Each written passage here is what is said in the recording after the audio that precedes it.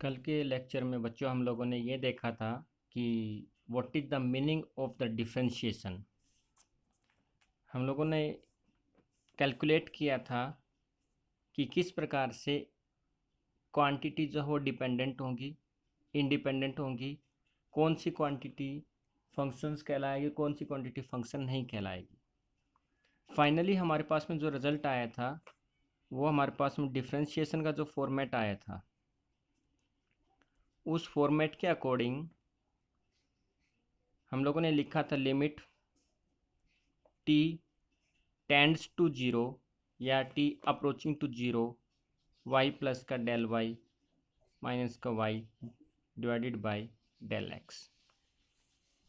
इसी को हम लोगों ने शॉर्ट फॉर्म में लिखा था d y by d x, मतलब कि differentiation of function y with respect to x. हम लोग यहाँ से ये समझने की कोशिश कर रहे हैं कि डिफ्रेंशिएशन जो है वो हमेशा फंक्शन का होगा। फर्स्ट थिंग, फंक्शन क्या है? वाई। जैसे कि इक्वेशन जो थी हमारे पास में y is equal to 2x minus का 3, तो यहाँ पे x की वैल्यू चेंज होने पे y का वैल्यू चेंज होता था, तो यहाँ पे y is the function of x। Okay, तो यहाँ पे whenever the value will be x will change then the value of y is change. Similarly जब हमारे पास में कोई फंक्शन है y, उसमें स्मॉल चेंज हुआ, that is equal to del y, means original से समथिंग न्यू ओरिजिनल हमारे पास में बना, तभी हम लोगों ने क्या किया, उसका डिफ्रेंशिएशन किया। तो जब हमारे पास में कोई वेरिएबल क्वांटिटी होगी तभी हम उस क्वांटिटी का डिफ्रेंशिएशन करेंगे, अदरवाइज हम उसका डिफ्रेंशिएशन नहीं कर सकते हैं। जैसे कि जो कांस्टेंट क्वांटिटी है, कांस्टेंट क्वांटिटी का डिफ्रेंशिएशन हम लोग नहीं कर सकते, क्योंकि कांस्टेंट क्वांटिटी में कोई चेंज ही नहीं होता है, तो हम लोग उसका डिफ्रेंशिएशन नहीं कर सकते हैं। तो आज हम लोग कुछ रूल पढ़ेंगे डिफरेंशिएशन करने के। पहला हेडिंग है हमारी फॉर्मूला ऑफ डिफरेंशिएशन। बहुत ही इंपॉर्टेंट टॉपिक है बच्चों, पूरी फिजिक्स के अंदर 11th-12th में आपको ये चीज़ें घूम घूम के आएंगी, तो इसलिए आप इन चीज़ों को ध्यान से समझिएगा। यदि कोई डाउट है तो आप मुझे पर्टिकुलर मैसेज कर सकते हैं, अदरवाइज आप मेहनत कर रहे हो, बहुत अच्छी बात है। पहला रूल ये कहता है if y is a constant, मतलब एक ऐसा फंक्शन जिसकी वैल्यू कांस्टेंट है, that is called, I can say that y is equal to constant is equal to c। तो जब हम लोग इस क्वांटिटी का डिफरेंशिएशन करेंगे, that is called differentiation of function y with respect to x, तो constant quantity का differentiation हमारे पास में 0 आ जाएगा, क्योंकि यहाँ पे जो फंक्शन है y, उसमें किसी प्रकार का कोई भी चेंज नहीं हो रहा। तो हम लोग ये कह सकते हैं if nothing is change that means value is same before and after, and the difference between the before and after is equal to 0। Because of ये वैल्यू और ये वैल्यू यदि दोनों सेम हो जाएंगी तो दोनों का रिजल्ट क्या आएगा, 0। और 0 समथिंग डी एक्स, मतलब यदि किसी का न्यूमिनेटर 0 है तो डिनोमिनेटर कुछ भी हो, आंसर क्या आता है, 0। तो हम लोगों ने यहाँ से एक रूल बना लिया कि any constant quantity differentiation will be equal to 0। any constant quantity differentiation is equal to 0। Second rule देखिए, हमारे पास में एक फंक्शन दिया गया है that is called power function. कल हम लोगों ने कुछ फंक्शंस के बारे में डिस्कस किया था, general function, power function, exponential function, logarithm functions. Power function दिया गया आपको y is equal to x to the power n। Generally हमारे मोस्टली जो डेरिवेशन डिफरेंशिएशन होंगे वो इसके ऊपर होंगे फिजिक्स के अंदर, लेकिन आने हम लोगों को सब चीज़ें चाहिए, इसलिए हम लोग एक एक करके सब चीज़ें सीख रहे हैं। तो जब हम लोग इसको सोल्व करेंगे तो हम लोग लिखेंगे differentiation of function y with respect to x, और इसको करने का तरीका ये है कि जो पावर होती है उस पावर को हम लोग आगे लेके आएंगे, जो x है उसको एज इट इज़ लिखेंगे और पावर में से हम जो नंबर होगा उसमें से 1 सब्ट्रैक्ट कर देंगे। तो ये हमारा फॉर्मूला बन जाएगा। फिर से जो पावर होगा उसको हम लोग आगे लेके आएंगे, x को एज इट इज़ लिखेंगे और पावर में से -1 सब्ट्रैक्ट कर देंगे। That is called differentiation of a power function. For example, मुझे दिया गया है कि y is equal to x to the power 5 का डिफ्रेंशिएशन कीजिए। तो मैं क्या करूँगा, differentiation of function y with respect to x, तो d by d x, function यहाँ पे आ जाएगा x टू द पावर 5। तो अगेन फॉर्मूला लगाएंगे हम लोग, n आगे मतलब 5 आगे, x to the power 5 minus 1, ये हो जाएगा 5x टू द पावर 4। इसी प्रकार से मान लीजिए आपको दिया गया है कि डिफ्रेंशिएशन कीजिए y is equal to x to the power 1 का, तो dy by d x is equal to power आगे x और पावर जो है उसमें से 1 माइनस कर दीजिए, तो 1x to the power 0 means 1। इस प्रकार से हम लोग किसी भी पावर का डिफ्रेंशिएशन कर सकते हैं। For example, d by d x x to the power 11, तो इसका आ जाएगा पावर आगे, पावर में से 1 माइनस, तो ये आ जाएगा 11x to the power 10। Okay, ठीक है। Rule number second. Rule number third देखिए, यदि हमारे पास में एक कांस्टेंट क्वांटिटी दी गई है, जैसा कि पहले मैं बात किया था कि कांस्टेंट क्वांटिटी है, और एक दूसरा हमारे पास में पावर फंक्शन दिया गया है, मतलब दोनों को हम लोगों को यहाँ पे मल्टीप्लाई करके दे दिया गया है। जैसे कि do the differentiation y is equal to c x to the power n, तो c यहाँ पे कांस्टेंट है और x to the power n यहाँ पे एक पावर फंक्शन है। तो जब हम लोग इसका डिफ्रेंशिएशन करेंगे तो यहाँ पे इसका c मतलब कि जो कांस्टेंट क्वांटिटी है उसका डिफ्रेंशिएशन हम लोग जीरो नहीं करेंगे, वो एज इट इज़ रहेगा, और x to the power n का वही फॉर्मूला n आगे आएगा और पावर में से 1 सब्ट्रैक्ट हो जाएगा, ये हमारा फॉर्मूला बन जाएगा। क्वेश्चन ये आता है कि यहाँ पे जो कांस्टेंट है उसका डिफरेंशिएशन जीरो क्यों नहीं होता, जबकि ऊपर बताया गया है कि जो कांस्टेंट क्वांटिटीज होती है उनका डिफरेंशिएशन जीरो होता है। तो बच्चों यहाँ पे समझने वाली चीज़ ये है कि जो कांस्टेंट क्वांटिटी ये बताती है कि यहाँ पे जो एक्स का फंक्शन हो कितने टाइम्स रिपीट हुआ है। जैसे कि इसको कुछ ऐसा समझिए, आपको एक वैल्यू दी गई है y is equal to 2x to the power 3, मतलब कि यहाँ पे जो 2 है वो कांस्टेंट और x टू द पावर 3 यहाँ पावर फंक्शन है। तो हम लोग यहाँ पे 2 का जीरो नहीं करेंगे, क्योंकि ये जो है ये कुछ इस तरीके से लिखा हुआ है, x to the power 3 plus x to the power 3। तो यहाँ पे जो 2 है वो ये बताता है कि x टू द पावर 3 इतने टाइम्स लिखा हुआ है, ना कि वो कॉन्स्टेंट क्वांटिटी। तो यदि हम लोग x to the power 3 plus x to the power 3 का डिफ्रेंशिएशन करेंगे तो पावर आगे, पावर में से 1 माइनस तो 2, पावर आगे इसके लिए करेंगे और पावर में से 1 माइनस तो ये आगे। ठीक है, तो इन दोनों के यदि हम लोग जोड़ेंगे तो एक्स स्क्वायर कॉमन ले सकते हैं, तो 3 प्लस 3 कितना हो जाएगा 6, और इसका डिफरेंशिएशन आ जाएगा हमारे पास में 6x स्क्वायर।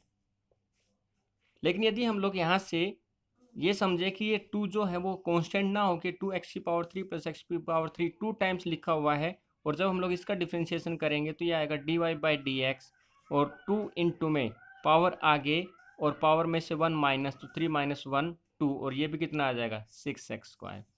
तो यहाँ पे दोनों चीज़ें एक ही है। तो बच्चों यहाँ पे समझने वाली चीज़ ये है कि जब एक पावर फंक्शन के साथ में कांस्टेंट क्वांटिटी आती है तो वो कांस्टेंट क्वांटिटी ये बताती है कि पावर फंक्शन कितने टाइम्स लिखा हुआ है, वो अकेला इंडिविजुअल कांस्टेंट नहीं है। हाँ, लेकिन यदि यहाँ पे प्लस में सी आता है तो वो इंडिविजुअल कांस्टेंट होता है और उसकी वैल्यू हम लोग जीरो पुट करते हैं। ओके, फोर्थ टाइप देखिए, मान लीजिए ये जो कांस्टेंट है ये हमारे पास में अलग अलग फॉर्म में आ जाए। जैसे कि हमको एक फंक्शन दे दिया गया है y is equal to a x to the power n plus का b x to the power n minus 1 plus का c कांस्टेंट, और बोला गया है कि इसका डिफ्रेंशिएशन कीजिए। तो dy बाई डी एक्स, तो यहाँ पे a जो है वो कांस्टेंट क्वांटिटी है, तो ये रहेगा एज इट इज़। क्यों? क्योंकि यहाँ पे ये बता रहा है कि पावर फंक्शन a टाइम्स आया है, a की वैल्यू 1 हो सकती है, 2 हो सकती है, 3 हो सकती है, कुछ भी हो सकती है। पावर आगे और पावर में से 1 माइनस, उसी प्रकार से यहाँ पे b जो है वो ये बता रहा है कि x to the power n minus one इतने टाइम्स आया है।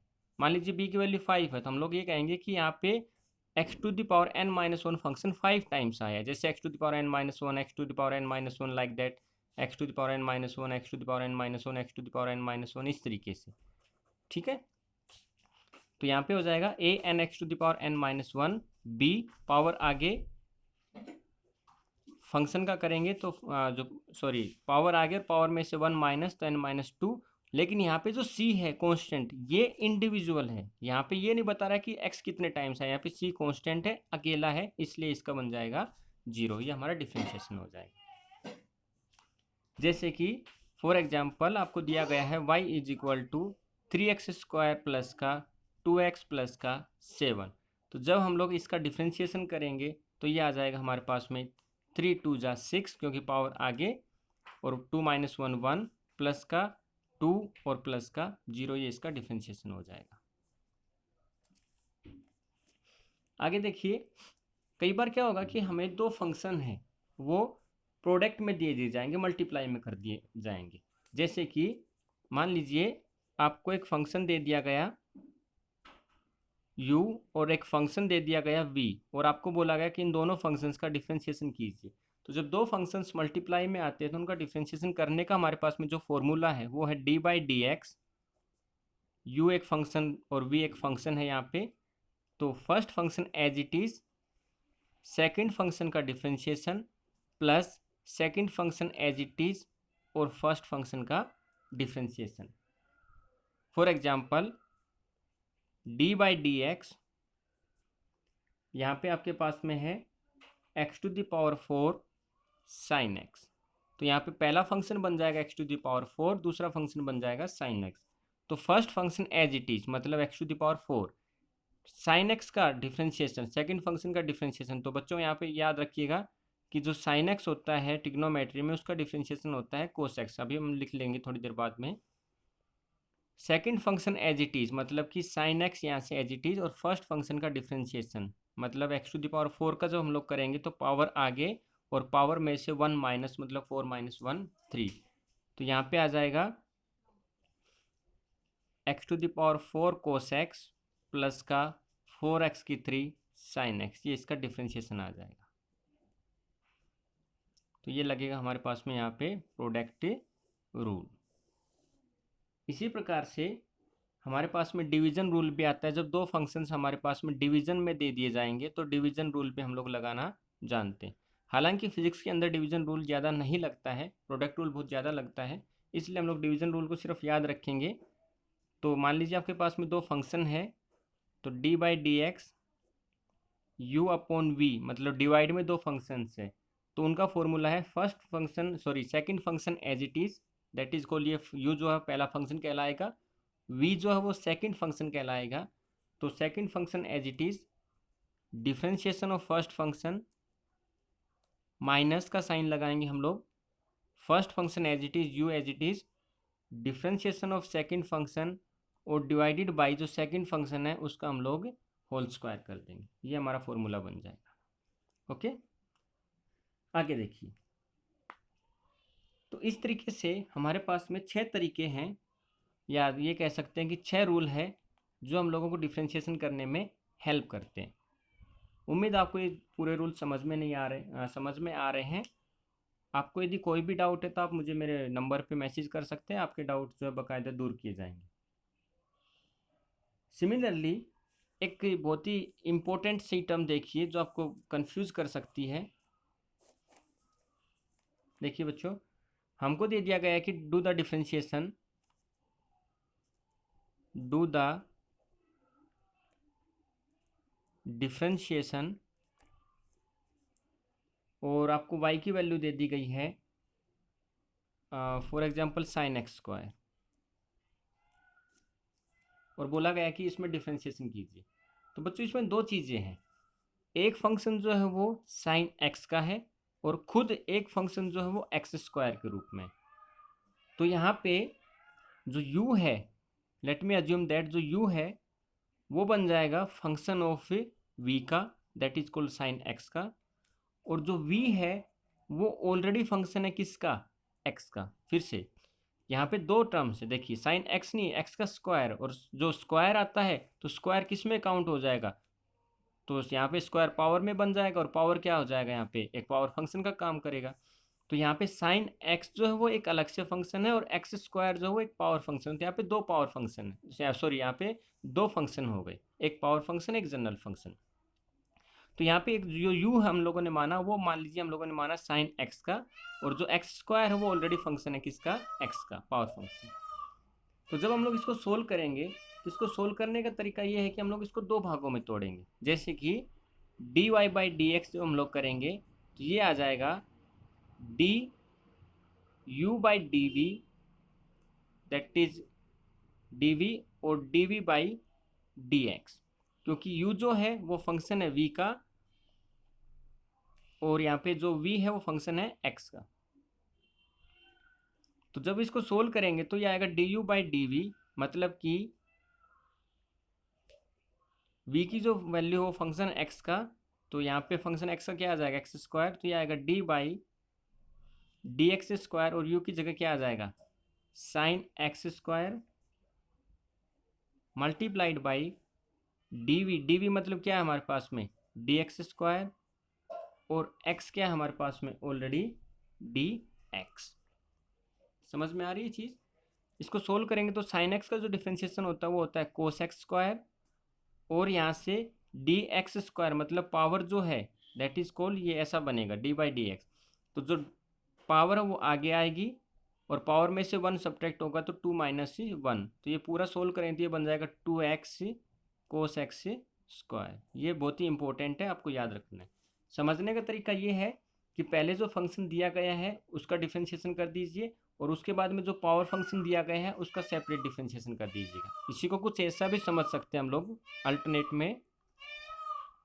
यदि आपको ये डी यू डी वी समझ में नहीं आ रहा है तो इसको ऐसा समझ सकते हैं कि जब हम लोग डिफ्रेंशिएशन करेंगे तो पहले जो फंक्शन दिया गया है उसका डिफ्रेंशिएशन कर दीजिए एज इट इज़, इसको पूरे को x मान के, या फिर इसको पूरे को मान लीजिए हम लोगों ने पुट कर लिया, put x square is equal to z, तो ये क्या बन जाएगा, साइन जेड। तो साइन जेड का क्या बन जाएगा, कोस जेड, और जब हम लोग जेड का करेंगे तो जेड क्या है, एक्स स्क्वायर, तो वैल्यू पुट करने पे कोस एक्स स्क्वायर और एक्स स्क्वायर का करेंगे तो ये हो जाएगा two x cos x square. ठीक है। तो बच्चों जब इस तरीके का क्वेश्चन आए तो पहले जो फंक्शन है उसको पुट चेंज कर दीजिए, तो फंक्शन का बन जाएगा कोस एक्स स्क्वायर, फिर एक्स स्क्वायर जो पावर फंक्शन उसका डिफरेंशिएशन कर दीजिए तो हो जाएगा two x cos x square, two x cos x square. Okay,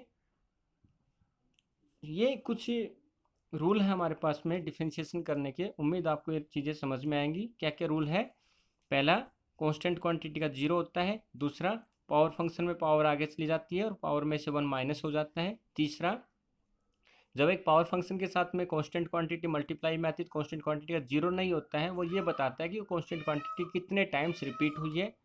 चौथा, यदि इंडिविजुअल कांस्टेंट क्वांटिटी आएगी तो उसका जीरो ही लिया जाएगा। पांचवा, जब दो फंक्शंस मल्टीप्लाई में होते हैं तो उनको किस तरीके से लिखा जाता है। छठा, जब डिवीजन रूल, जब दो फंक्शंस आपस में डिवाइड में होते हैं तो उनको किस तरीके से लिखा जाता है।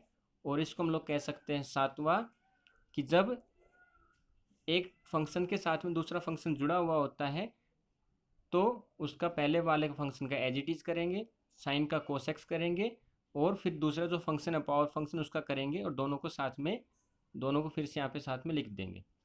ओके, ट्रिग्नोमेट्री में हमारे पास में फिलहाल के लिए आप दो ही याद कीजिए।